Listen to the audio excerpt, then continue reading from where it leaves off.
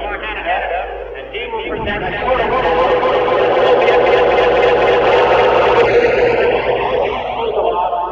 President of the Soviet Federation.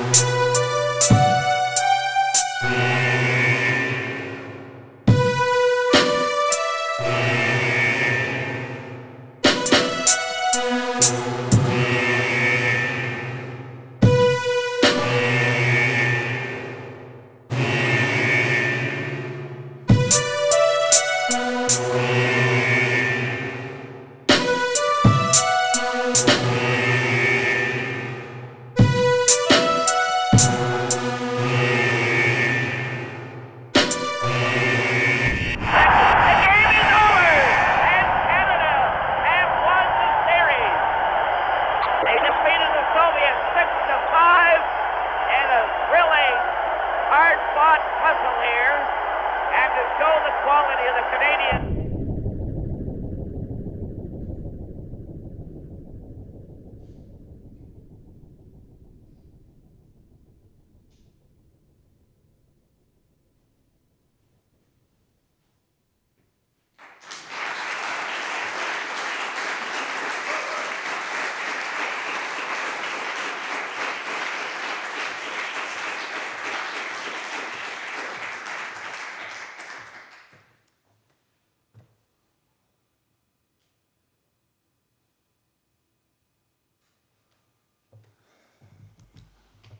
Awesome. Thank you so much for coming out tonight, everyone. It's nice to see all of you here for my lecture recital. So it is about the augmented drum kit, technological expansion of musical performance. And so I have about a 30-minute talking time and about a 30-minute playing time, or 35 each. So that was the first piece called La Grosse Game. So it's about maybe someone who loves the hockey game and kind of slept through it. So that's unfortunate. But there are many other pieces to play. But just keep that piece in mind, because I'm only talking about these little gestural controllers that I have a bit later. So we'll get back to it. So first, just the contents of this evening. So introduction, technological expansion of percussion instruments, research creation results, and that conclusion. I'll first start with my introduction, which has first comes around. I'll talk about my proposal that I made in 2019, and then talk about the deviations that I made from that original plan and why that happened. Then the research question, as well as an overview of my research creation process. So the proposal that I made was actually about the hybrid drum kit. So I liked the word hybrid, it made a lot of sense. So I looked at a bunch of different projects like augmented this, augmented that, hyperflute, hyperpuja. There were many instruments that combined an acoustic instruments with electronic processes and tools of some kind, and I wanted to do the same for the drum kit. There are a repertoire for this sort of instrumental configuration, more or less, but I was potentially looking for standardizing some of these approaches during my project. So this is kind of one of the pictures I would have sent to a composer colleague of mine, and it's basically a sort of array of percussion instruments and electronic tools that I wanted to work with. So the drum kit, some electronic percussion instruments, and a performer controlled sound modifying devices like microphones, gestural controllers of some kind, and also a processing of their choice. Maybe it's fixed media, it's a track that I play along to, maybe it's process real time where I get to control this. So one of the first things that I tried, my friend Sacha Léjar sent me a little draft of a score, and of course I only needed one of these tools, so it kind of started to dismantle this idea that I should bring all of this equipment with me at the gig if I was only going to be using one of these electronic tools. So that poked a little hole in my approach. So maybe there's a few reasons why I deviated from the plan that I set out at the start. A little quote from the Cambridge Companion to Electronic Music. We find ourselves a number of trends following historical, sociological, and technical developments. And in my case, in 2019, I was already drawn to a new tool that came out more or less during that time. Some new percussion triggers that offered something that I hadn't seen before. So that once again added a new tool that I should use, and something that also other tools that I wanted were maybe I was on a waiting list for one of these tools, so it doesn't make sense to work with this tool that you actually don't have. Another table that I have from Johnny Sullivan in 2019 actually shows what, during a survey, it shows kind of which electronic devices were actually used by people during that time. So software seems to be number one, and maybe in a few years from now we can see a bit more gestural controllers. It's not even on this table. It would be under the other column, but as we see, like in the past, I'm sure we would see that modular synths were at an all-time high many years ago. Other reasons for deviating was that I found that multi-dimensional approaches can be cumbersome. Another quote first from the Cambridge Companion to Electronic Music is, "The possibilities for sound manipulation, spatialization, and performance has given rise to a multi-dimensional approach to electroacoustic composition." This was a main feature that I was seeking and interested in.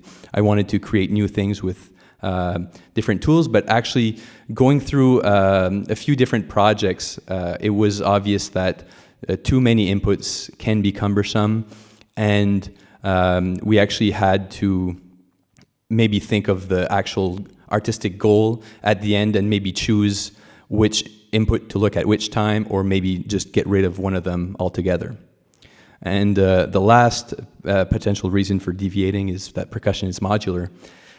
We percussionists learn all kinds of instruments, and we are tasked with being able to adjust. So as you can see, there's many different setups tonight, and there always is at a percussion show. And when working with composers or myself as a maybe performer composer in some scenarios, to actually reach an artistic goal, obviously, I will try to use the tools that best suit that sort of vibe. And that means that sometimes I actually had to step away from the drum kit. And in some cases, like the first piece, step away from traditional percussion instruments altogether. So now my research question is, how do technological innovations advance drum kit and percussion music practices in the 21st century? I'm looking at this question from the perspective of a contemporary classical musician or jazz or noise artist that interacts with electronics. This is my field, and so that means that I'm not really looking at approaches kind of fed with like popular music, because some of these tools sometimes have a different approach and value within popular music. So research creation, that's the main method of that I've used during my doctorate here. Essentially combining artistic practices with academic research to deliver art, which encourages innovation. So I found myself frequently drawn to some of the innovations in the technological field and seeking ways to parse some of these innovations into artistic creations, into my practice as a performer, and which in turn I found was really interesting to actually the people in technology as well, to know what a user thinks of these devices that they've been working on, or these patches that they've worked on. Also, part of my research creation was working with a wide array of different musicians or artists, which was very interesting to actually have a different role within each piece. So that sometimes, like the first piece that I showed today, I was the only one working on it, though I showed it to people who gave me great comments on it and whatnot. I found myself doing everything for it, which is different than when we were actually a group of 5 individuals all working on a project. So now I can start talking about the technological expansion for percussion instruments. I first would like to talk about the software that I've used, and the other section is equipment and tools.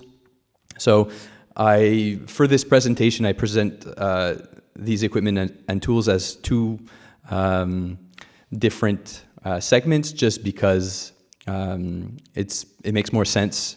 But in theory, nearly all my projects have some kind of gestural control or audio within it. So this was just the best way to present it. So for audio, I'll talk about microphones and MIDI controllers, And for motion capture, I'll cover that and some gestural controllers.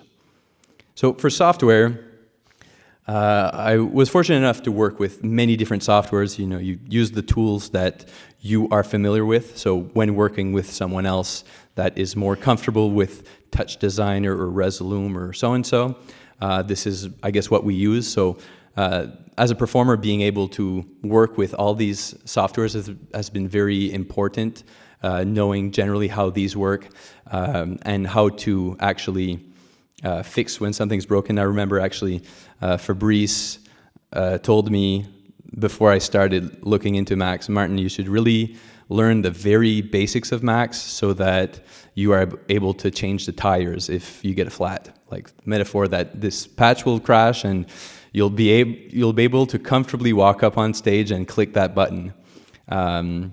So that's been, since 2019 I've been working a lot on it, and this has been a great place to build these softwares that aren't out there because I get to create a software proper to that performance. Other pieces of software that I use in my practice is Ableton, and I tend to gravitate towards that when I need to be a bit quicker. Maybe it's something more experimental where I can drag and drop some effects of some kind and have quick changeovers. Whereas Mac, sometimes it requires me to do a bit of patching before actually resuming the exploratory process. And the last one is Reaper. So I don't necessarily want to do all of the audio processing within Macs. I like to render things ahead of time because maybe it simplifies the patch, and I get to actually tweak the audio on a very micro level to have this sound. If I want it to sound like that every time I play this piece, I will render it that way. So a lot of the samples that are used in the first piece, for instance, were actually edited in Reaper and then launched in Macs. So for microphones, we use a lot of microphones. Augmented instrumentalists use microphones as one of the main ways to capture their sound and then maybe process it in various ways. So on a drum kit, for instance, I have a variety of condenser and dynamic microphones, but I've been also drawn a lot to contact microphones, which offer a different perspective in terms of sound.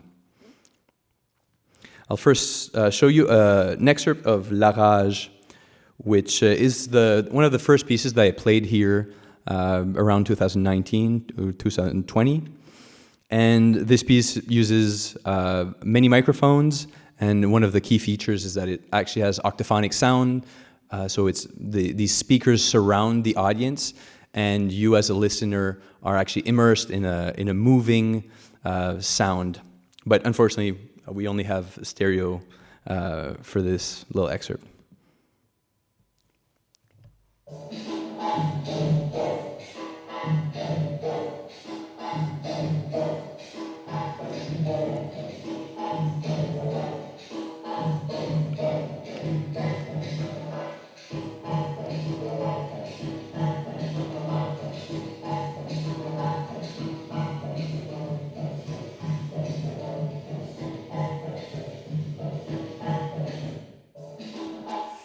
All right, so on to other projects. Like this last one was a piece, so you play it that way. But other projects I have were more exploratory, so I kind of have a different approach when it's myself making decisions, whereas in a piece I tend to try to play what the composer intended. So with Sarah Rossi, we have a duo. We've played a few shows together. And I tend to gravitate sometimes towards Max MSP or Ableton, such as I mentioned. I have to be very quick when making decisions, and sometimes I can make quicker decisions in Ableton. So we are both augmented instrumentalists. So we both create our own setup so that we are able to interact with each other. I'll show a short excerpt of us playing at Casa Obscura. And in the background, there's actually audio reactive visuals. I've been drawn to that a lot lately.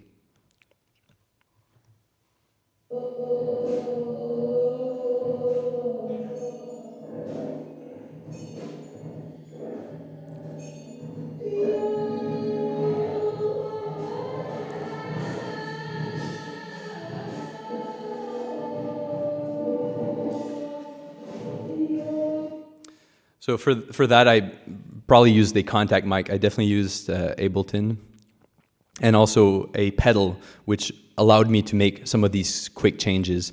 It's always a bother to actually, if you're in a performance and you have to go click your mouse, I tend to not want to do that, so a pedal is a little bit more elegant. Here's another version where I have actually used Max MSP, and it's a little bit of granular and stuttering effects that you can hear. It's very subtle.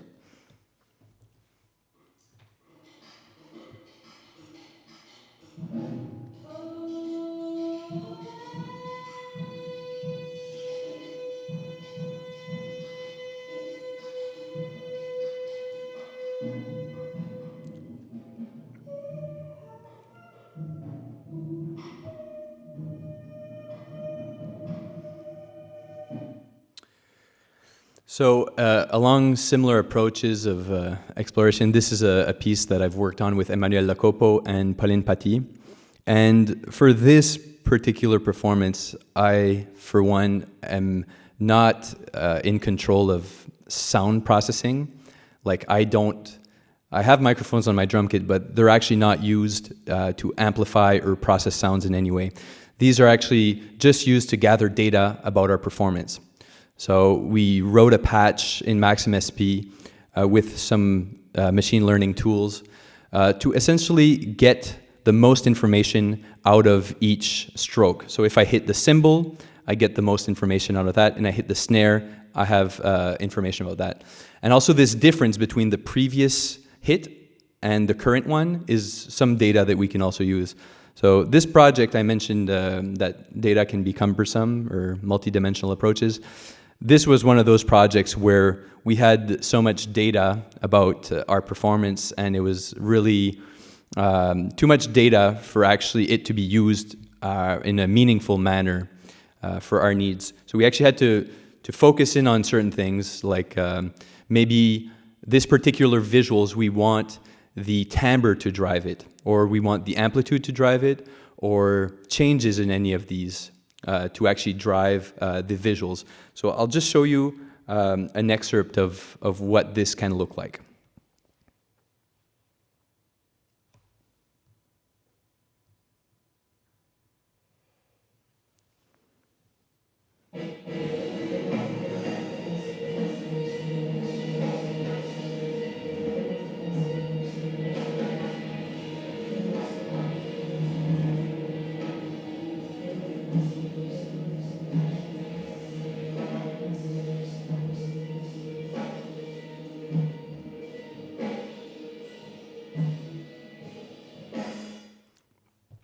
So like Pauline definitely had to make artistic choices and kind of use this data for a certain type of idea that she had, but we have a variety of patches, and an article was just released on the Actor Projects website about this thing, so if you want more details you can go there or ask me.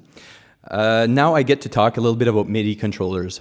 So I like to use MIDI controllers because it can be mapped to nearly anything. Maybe like similarly to a computer keyboard, I decide that this key will do that in my software. So I tend to use it quite frequently. So there are just wide varieties of tools, but let's just start in the context of a piece called Beat. So this was also one of the pieces that I started this doctorate with. You can see a MIDI keyboard on the right, a sample pad in the center, and then my drum kit on the left. So the MIDI keyboard on the right sends MIDI data to my computer. The center one is similar to a MIDI keyboard, but this is made for percussionists. So it uses it's just like there's less keys and a larger surface to hit. So essentially, that's how it's marketed, and you can see these quite all over the place nowadays. Also, I said I didn't want to get into popular music, but this is frequently used in popular music because you have that sample on that record, and the audience is expecting it to sound that way, so that's a good option. I mentioned in the deviations, I was interested in this new thing that came out. So these triggers from sensory percussion, I was very interested in them. They're actually, they capture an audio signal. They're connected to the drums. Usually a trigger, it lets you know if you hit your drum. That's it. But this new thing was marketed as, not only does it know that you hit your drum, it knows where you hit your drum. So I found that would be interesting in augmenting the drum kit. But I later found that that this, like, there's a totally demystified way of doing this, so you don't have to use their software that uses AI. You can learn how to do it without necessarily their software, which I found very important for my work. So in this piece, Beat, I actually, with these MIDI controllers and my acoustic drum kit, both of them are actually in control of sound and visuals. So I'll show you a quick excerpt.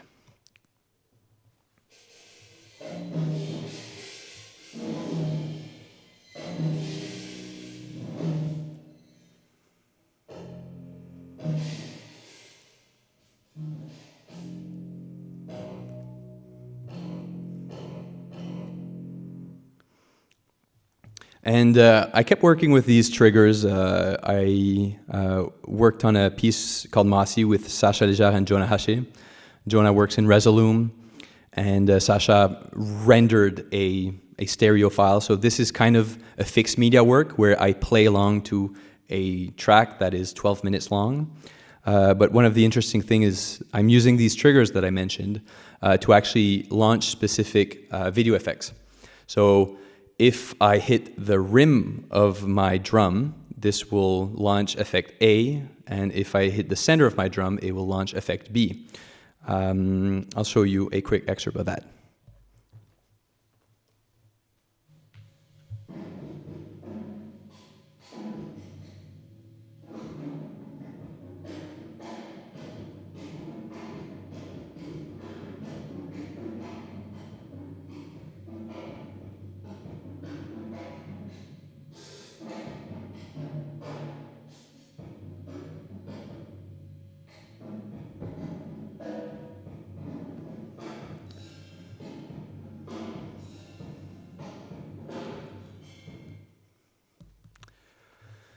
So now I'll actually play a different piece. So this next one is called Work, Work, Work from my dear friend Federico Isasti.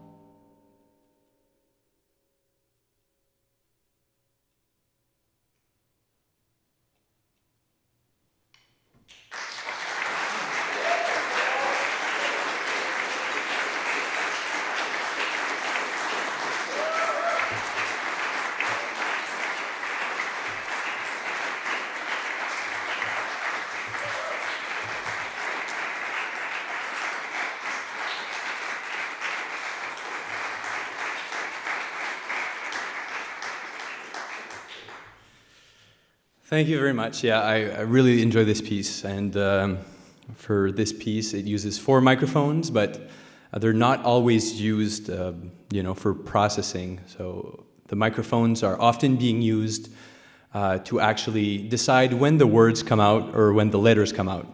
So this is maybe like microphones used for control. It controls when the rate at which words come out. So that was the end of the audio segment. So now I get to talk about motion capture, which I find fascinating. So if we use cameras, infrared cameras for motion capture, this is the one on the left. It looks for things like in the center. It's a reflective marker. So it reflects light very well, and as soon as this camera on the left sees that marker, it tracks it. And when at least 2 cameras, like the one on the left, sees this particular marker, we can actually calculate where this is in space. Roughly, that's the idea behind motion capture. And I wanted to mention briefly a project that we did looking at drummers that play jazz and rock and metal music, and seeing some of these differences in the way that they move around the kit. So I'll show a quick excerpt.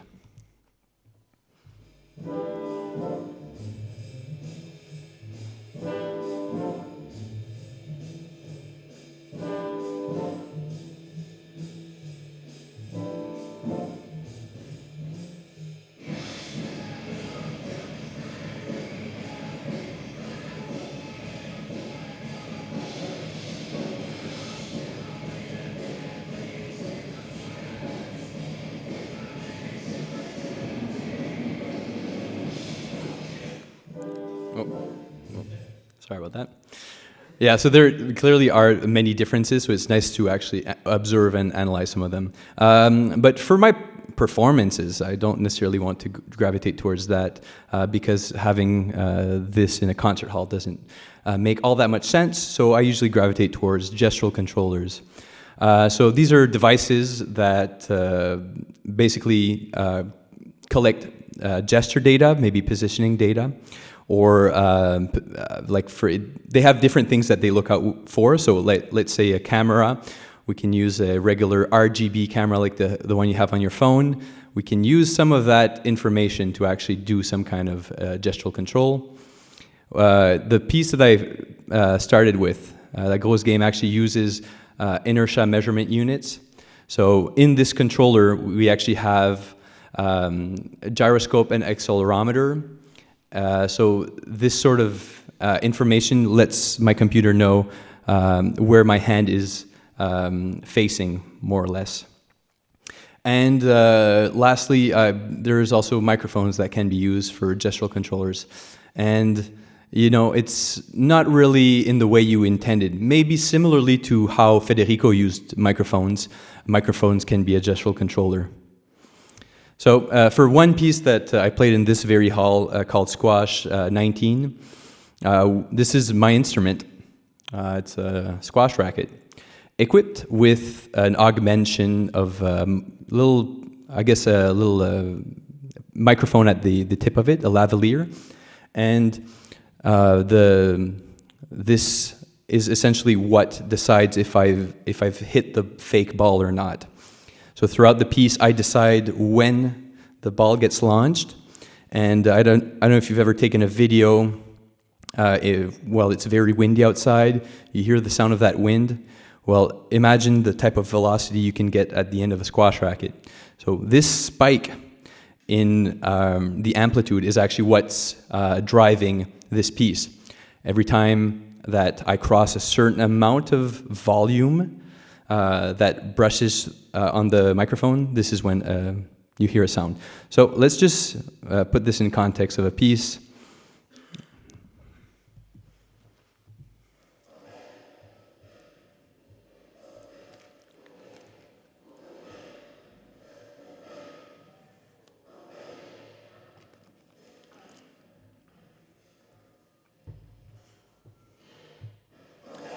I keep doing that thing that Fabrice told me not to do.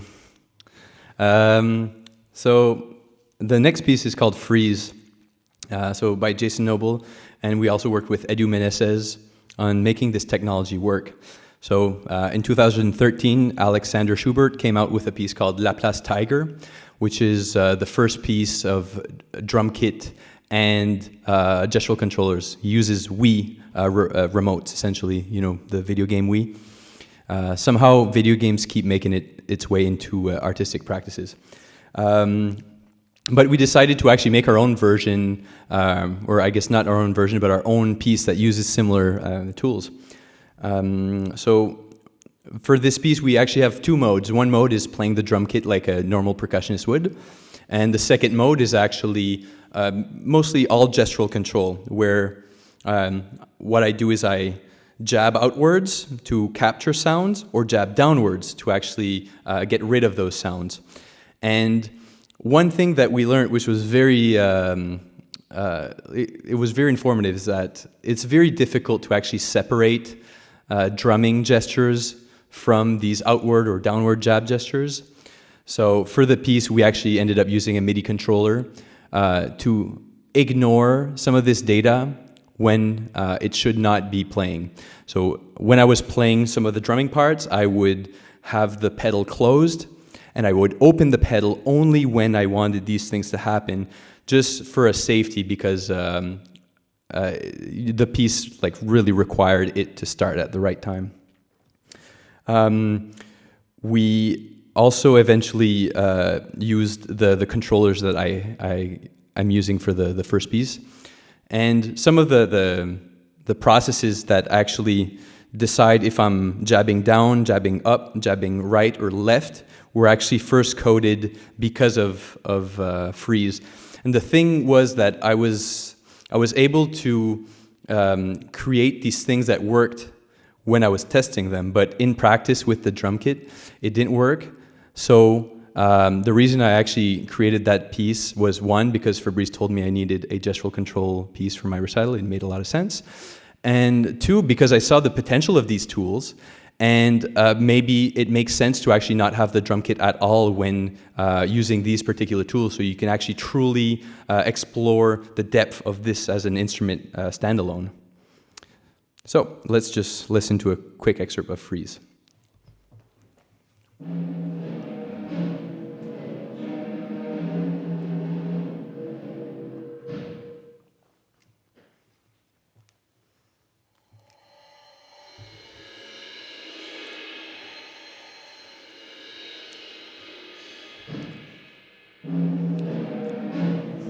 Keep doing that thing. So we ended up using the M5 stick for this IMU. We used it for creations with dance as well. So what's interesting is that a musician, you make sounds and then you capture those sounds with a microphone. It's pretty straight ahead. And a dancer, well, they move in space. So using a gestural control is a great way to have any sort of data on their performance, so that we can use that for for a certain patch of some kind. So we used the patch as a sort of meeting ground for a performance with Marie Levac and I. So we both were in control of either launching or modifying audio.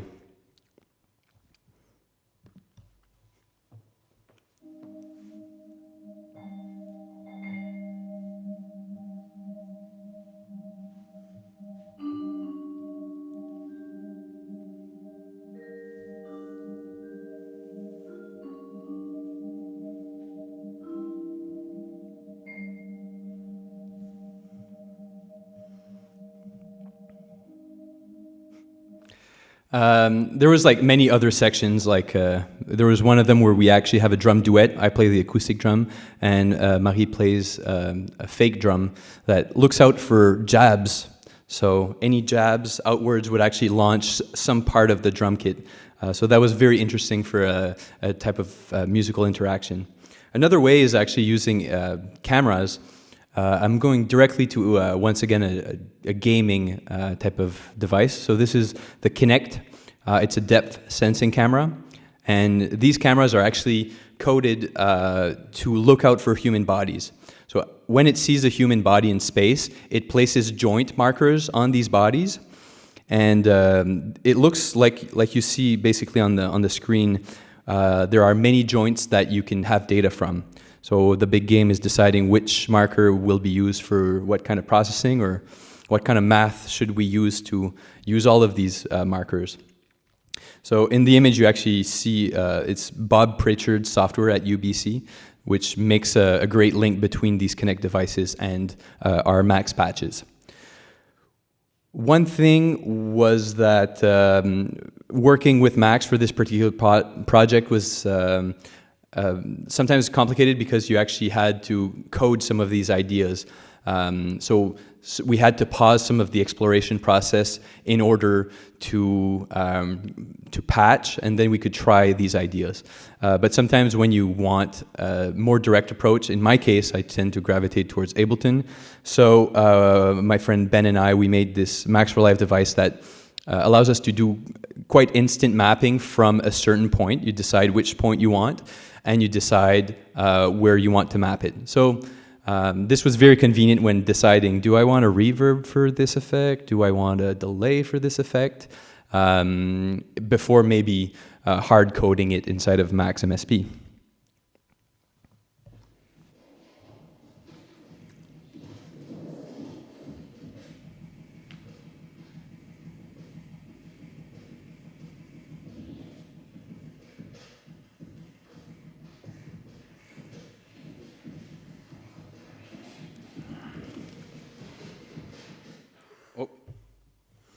All right, so now I'll speak about the piece that you first heard.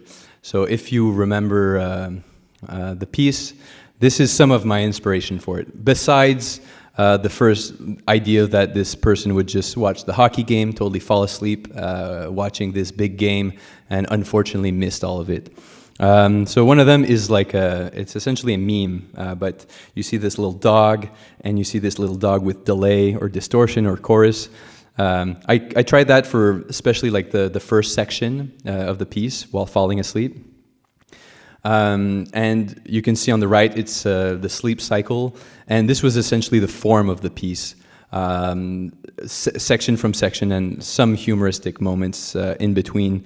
I worked a lot with physics simulations inside of Max MSP, which would actually allow me to manipulate like objects in space, physical bodies in space, virtually, and these can report collisions back to me. So, for instance, that when I actually played the Pong game, I know where the ball is in space. I can use that to do some of the panning.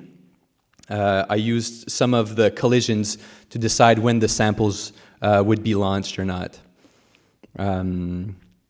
Yeah. Is there anything I wanted to say about that? I don't think so. Great. So now I'd like to welcome some friends of mine to play a piece called Quartet Emulator. So this is a game piece, and we'll do a quick setup change, and yeah, we'll play this for you. Thank you.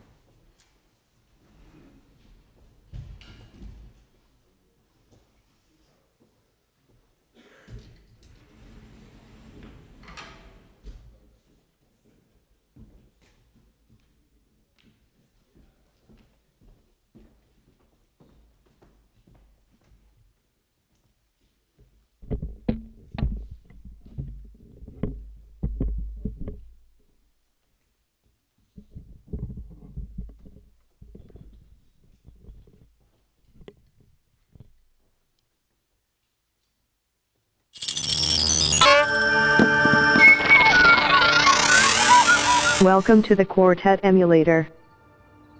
Our players are Martin, Tate, Henry, and Megan. To start the piece, each performer will play one sharp sound.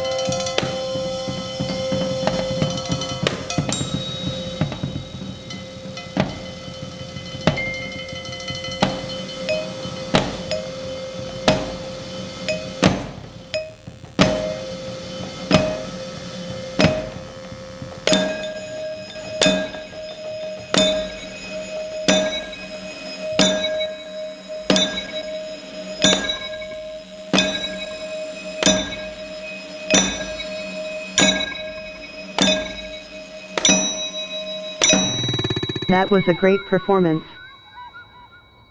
Here are your readings. Do you want to play again? One synchronized hit from the ensemble will reboot the system.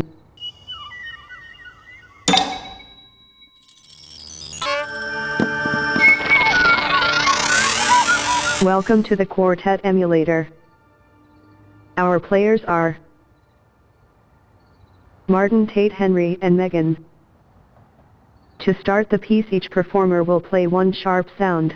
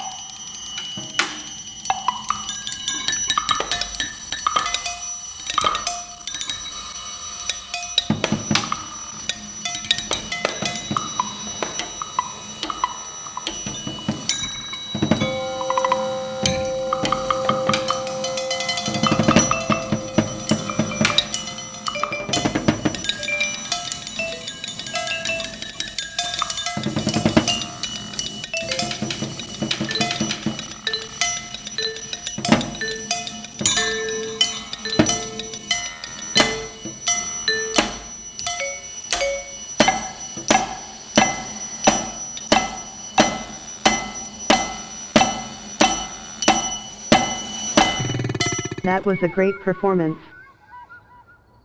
Here are your readings. Do you want to play again? One synchronized hit from the ensemble will reboot the system.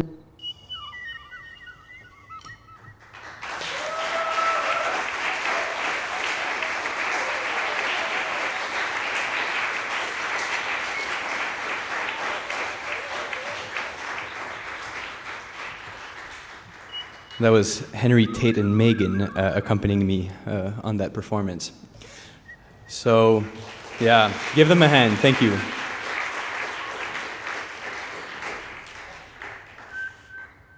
Yeah, so this piece, it's kind of like a random assignment of some tarot cards that I created myself. And so each performer gets a different role. Two of them actually, their microphones are on like for control. So the processor and the shepherd are actually the two that, when they play a note, they actually are in control of processing. So suddenly their interaction with their instrument, their acoustic instruments, become different. So I found that was a very interesting way to have a quartet with augmented instruments, and you don't know if your instrument is necessarily augmented or not.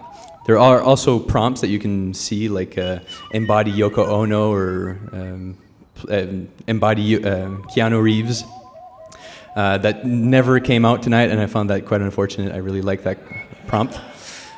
So those are also prompts to get the soloist in a certain vibe before they get to play.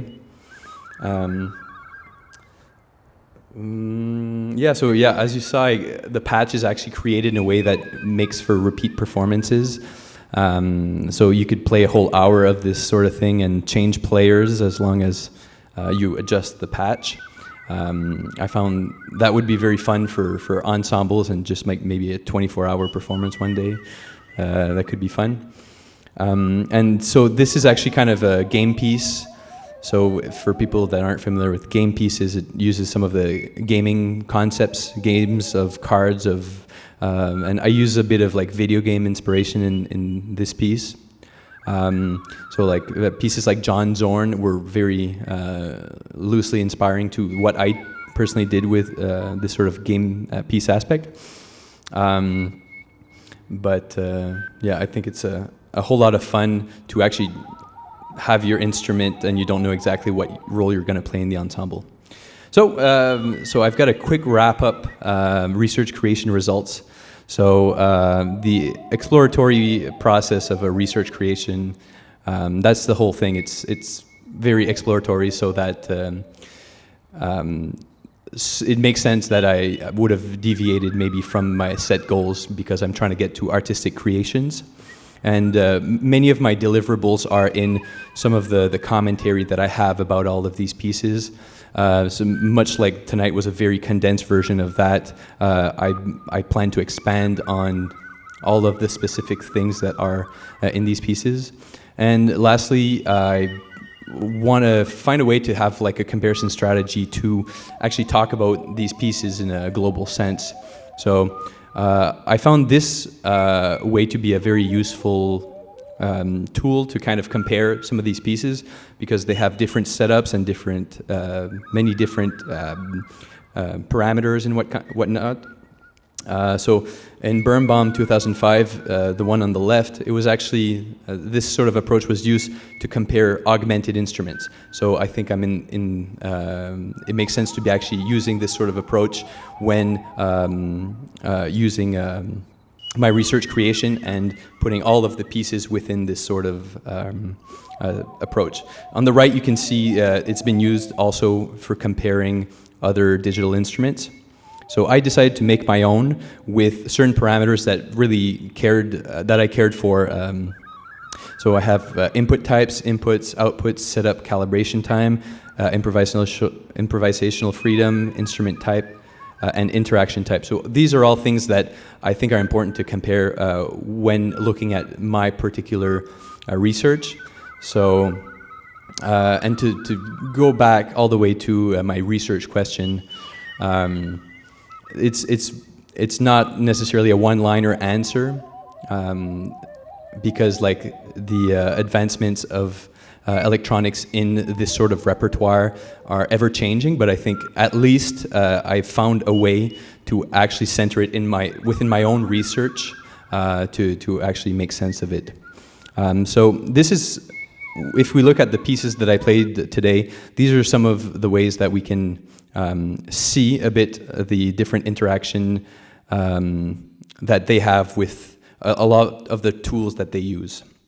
So I plan on releasing in my thesis all of them, which will be a lot of work because I saved you from so many projects. I tried to cut down to a little 10% of some of the projects that I've done, just for saving time, and I'm sure I'm over by a bit. So I'm super grateful for you all to come out and see this performance and talk. My colleagues, friends, family have been there for me, and it's super nice to see some of you in this room today.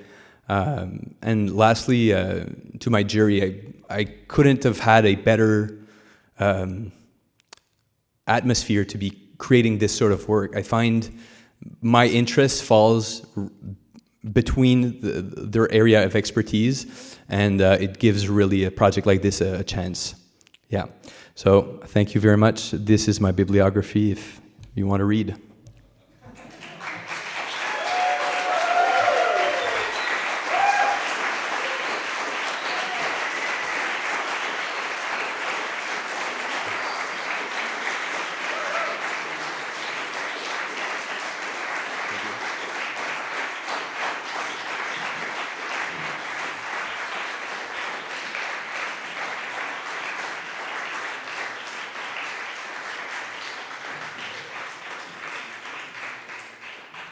Thank you very much, Martin. We'll now pass the microphone to members of your committee for their questions. Start with that, please. Thank you. First of all, congratulations, Martin, for this summary of 5 years, 6 years of intense work. It's interesting that you wanted to have something as a unique kit and system. Mm-hmm. And at the end of the day, you probably have the gold medal of exploration, going in every single possible nook of technology. After going through this whole journey, and I think the very last line, which I find extremely interesting, where do you think you feel the most comfortable? That's a good question. Thank you, Fabrice. Funny enough, this I'll just go through all of them just for fun. La Grosse game. I finished coding this like 2 days ago, and I still managed to feel pretty comfortable with it. I get to sit in a chair and decide when things occur. So I'm kind of like a VJ. I decide when these things change, and there's not a lot of pressure on like physical performance. Like the stress was ahead of time, making sure these things would happen. Whereas work, I interact with the thing relatively similarly to how a jazz performer would in an improvised context. I play a drum kit, and it's like the piece could work without some of the audio, because I think just the text, interacting with the text alone is interesting. But I feel like very comfortable with that. And Quartet Emulator, I was a little less comfortable because we did some patching adjustments this afternoon. So I was just kind of making sure, I was like kind of praying that this would actually happen how we intended it. So, I mean, I've become comfortable in a variety of ways. With the electronics, with the acoustic instruments, and I kind of try to follow. I kind of try to take the path that I'm most comfortable in, and it's now wide thanks to this gold medal I now have. Thank you. Thank you. My other question is about the place of video in your creations. You started your first recital, the two first pieces you worked on were two pieces. One was video, another was without. But I had the impression that working on Beat by Stephen Boyle was kind of a trigger to develop this aspect. Is it what happened, or is it something you always wanted to develop? I learned that I'm a visual learner. So to get information and to memorize information, I should see it. So I think this is a thing that I gravitate towards for learning. And Beat by Sylvain Pahu was one of the first times I had the control over video. So that was super interesting to me. I've never, as a musician, I was never given the ability to decide when video was launched. So it becomes another type of improvisation that I can bring into my practice. And I just ran with it because I think it's very fun, and this is a sort of multi approach that I like to work with. I've learned a lot from it, what not to do and what maybe to do, but I just keep want to work with visuals. Like, for instance, the last piece I wrote, La Grosse Game, is like mostly visually. It's all started with visuals, and then I decide, all right, what kind of music goes along with this, and so I work kind of backwards now, for that piece at least. Hey Marcelo. Salut Martin. Hello. First, I think congratulations again. It's pretty impressive. I think you can do way more than change a tire. Yeah, thank you. Actually, you built a couple of engines from scratch, literally. So this is impressive. Not everybody wants to do that, or everybody manages so easily. I think. So I think you have a bright future. Mixing the two with high level performance and very well understood technology inside. Yeah, this is a great slide. I agree with Fabrice. Nice. Not only because we did this in 2005. Yeah, absolutely. Well, you told me about this. It's all from my my jury that are kind of pushing me in the right direction all the time. I have one question actually. When you show several pieces, and I know many more. For instance, that Baisho that you should continue. Right? Yeah, I will. But some of them seem more like testing ideas and trying to see what works. But others seem really to have a much more musical and much more, in my perspective, potential for really long-term development. So how do you see from let's say, the couple of pieces you're doing there? How can you take them like a longer-term development of expertise or performance with new technologies? Which ones would you choose to do that? Which instrument? Of the pieces you played, Yeah. instruments you use, Yeah. Well, at this moment, I'm very much interested in, La Grosse Game. So using gestural controllers like alone has been very interesting to me. And throughout this thing, I've done a bunch of experimenting before finding something that I think is fun to play around with. So these were actually all started with physical patches that I can control. And I actually see a huge potential with theatrical percussion, because for the theatrical percussion repertoire, we have a lot of pre-recorded tapes, or maybe it's just like body percussion or just theater. So I'm hoping to maybe keep working down that line of gestural control, because I would hope that there would be more real-time processing pieces that are also attainable to anyone. Like, there are some projects that are solo percussionists with controllers, but I would hope to make it so that nearly anyone could do it, in the same sense that Alexander Schubert made pieces that could be played outside. Like, I'm alone, I don't have a team of 3 techs with me, bringing my gear and setting it up for me. So these have to be pieces where percussionists can actually play them. So I'm hoping to maybe create a little network of students who are actually interested in playing these works. And I'm so interested in things like I just recently started creating video pieces or patches. So this is all quite new to me. So I'm sure in a year or two I'll have something else that's also interesting, and I'll follow that lead probably as well. Yeah. Hey Martin, Hey John. that was awesome. Thank you. It's been very inspiring to see all your new creations and just be a part of this. So thanks. My question is, after creating this large body of work, you're still going to keep going, using electronics mostly, and assuming you didn't start with electronics, has it affected your acoustic drumming, or do you see it affecting your acoustic drumming, or how do you feel about acoustic drumming at this point? Yeah, thank you. It's strange because sometimes these pieces require you to play in a different way, in a way that my instinct would not go.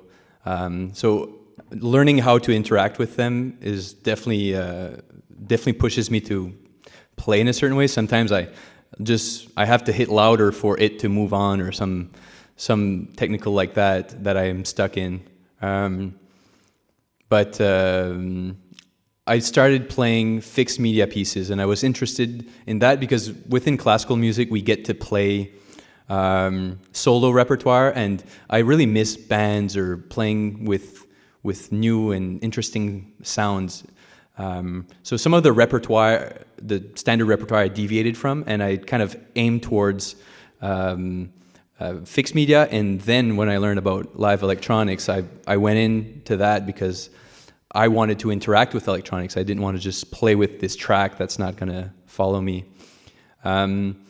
So one thing that I think is interesting is, like, for instance, the way that work is actually created. It's made for a jazz drummer.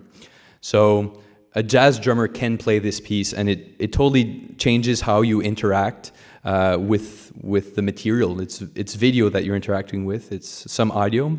But I think this is a good example of, like, using a standard drumming approach within augmented percussion repertoire. But some of these pieces just take on totally a different life of their own, and it's kind of figuring out how to navigate this new world that has been created.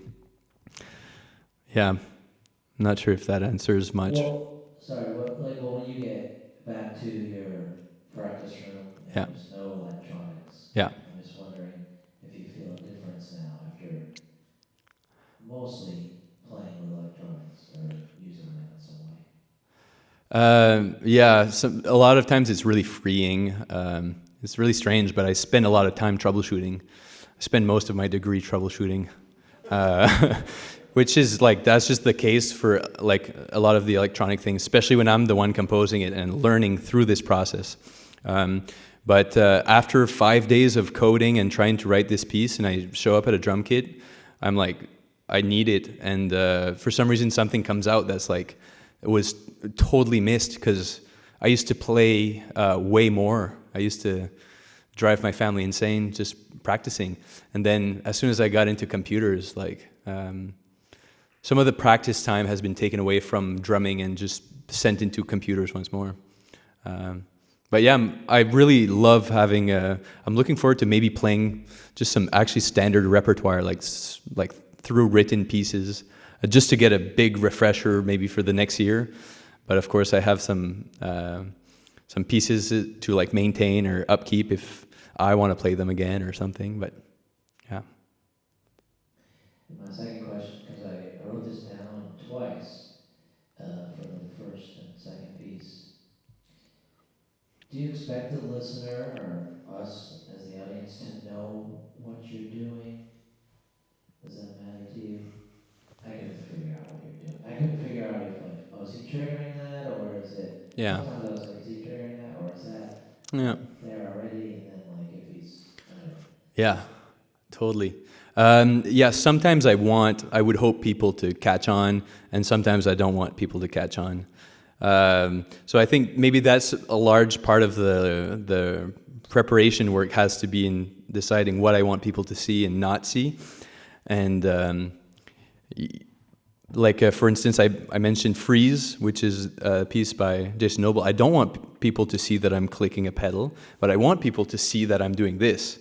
So kind of like magically drawing people's attention to the right places, But maybe figuring out what those right places are is a next step as well for some of these pieces. Like I mentioned, La Grosse game. I just started playing with the theatrics of it all very lately, but I'm sure there's a huge potential there in deciding what I want people to see or how I interact with these things. Yeah, I had a hard time either looking at the screen or you. That's the problem I had in that one because I Yeah. couldn't do both. Yeah, that's the main one, and especially for work. It's a total bummer because you have to look at the screen to follow the text. You can't really look at the performer. But actually, in that sense too, with that approach, the performer is actually part of the audience. So in work, it doesn't matter if people look at me. I'm with you guys. You know. Yeah.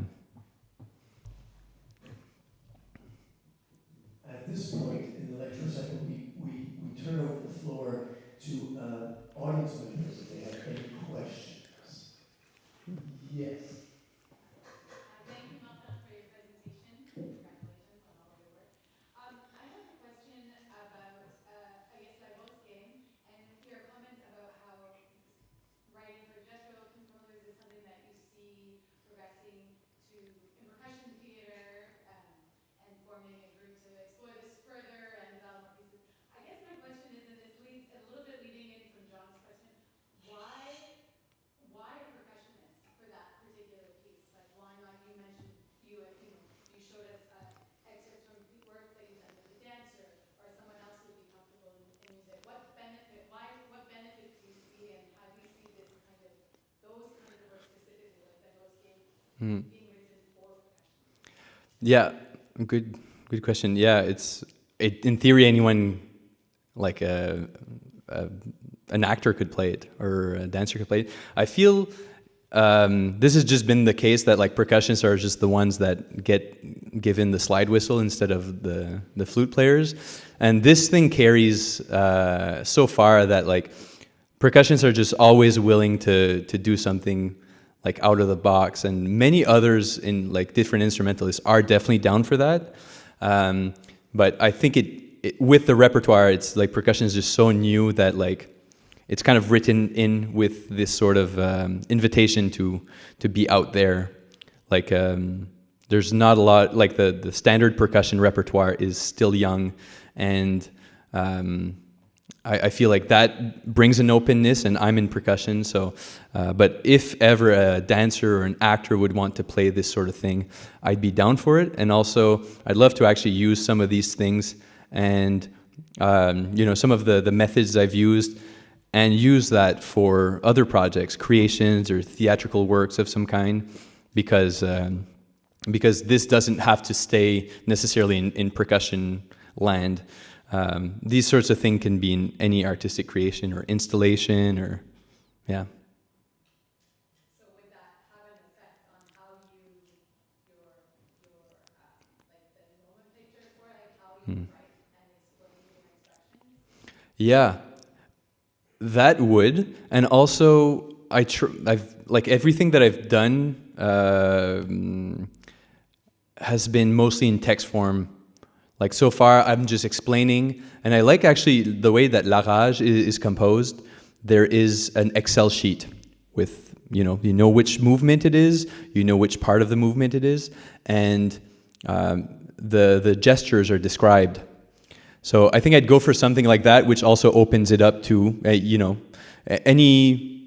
that can read could play this piece.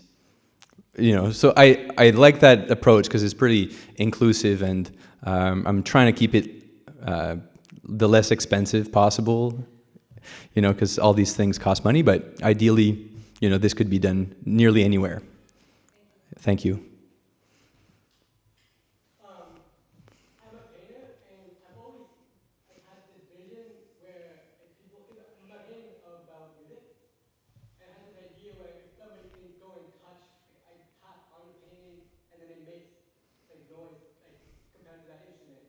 And I'm very new. I don't really know any coding, but I was wondering what part of your coding I could take. Because you have because you suggested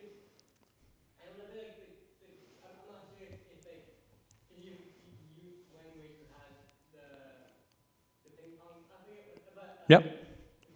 With cameras, Mm-hmm. would it be better to have something where it's like where you're actually like tensing the canvas? Yeah. Well, let's say tomorrow we start working on a piece together where we're touching art. I would probably go for my jitter patch. We'd have maybe some art and a camera pointed to it, and maybe we'll track where the finger is going. Maybe you want it to make a different sound here or there or whatnot. And I think Ricardo did a project like that with Sat lately.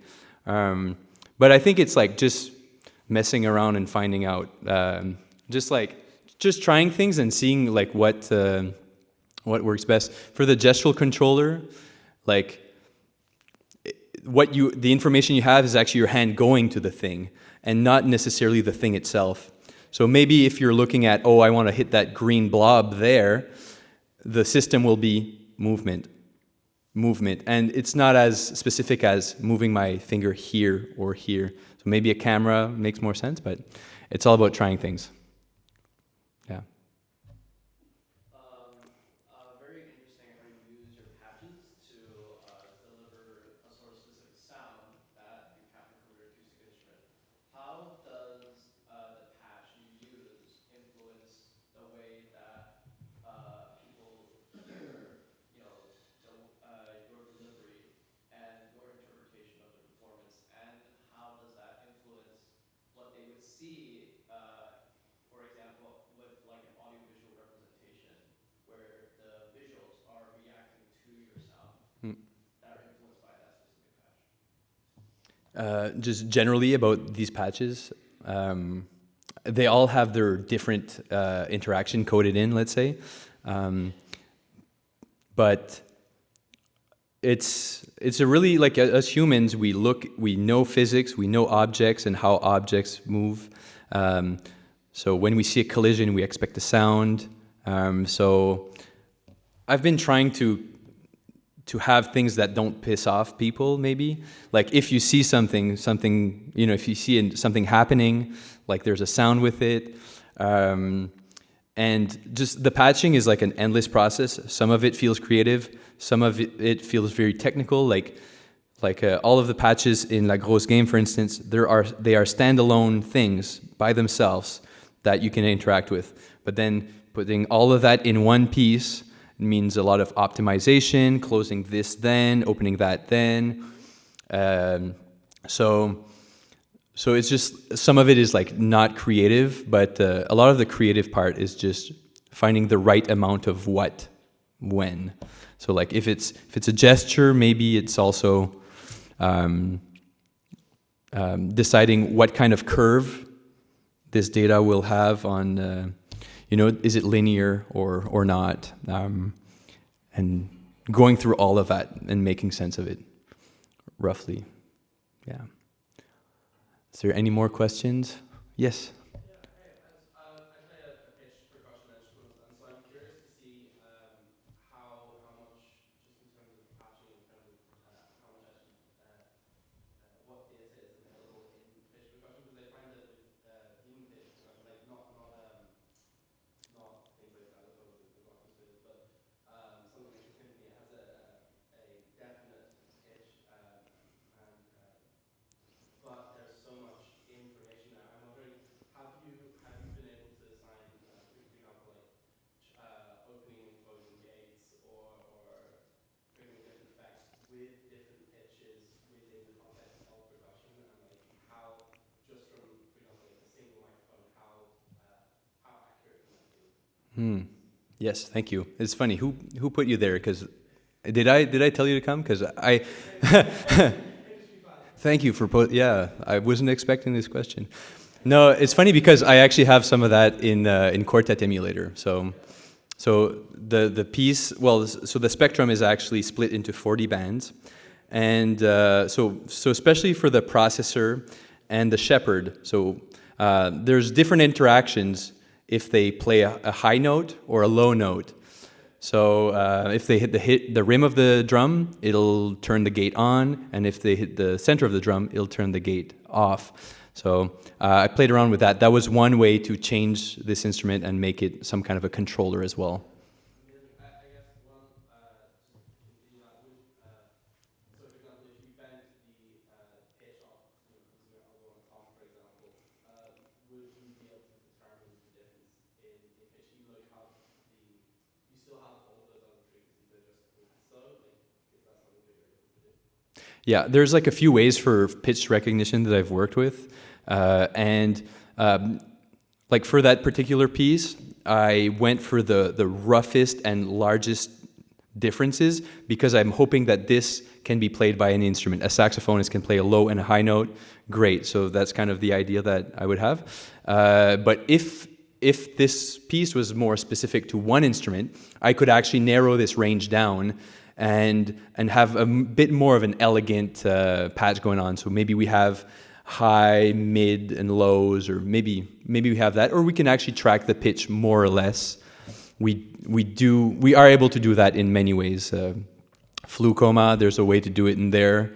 So like it takes a chunk, it takes your onset, and then a chunk of that analyzes that, and tells you what it thinks the pitch is. It also tells you how certain it is that it's that pitch.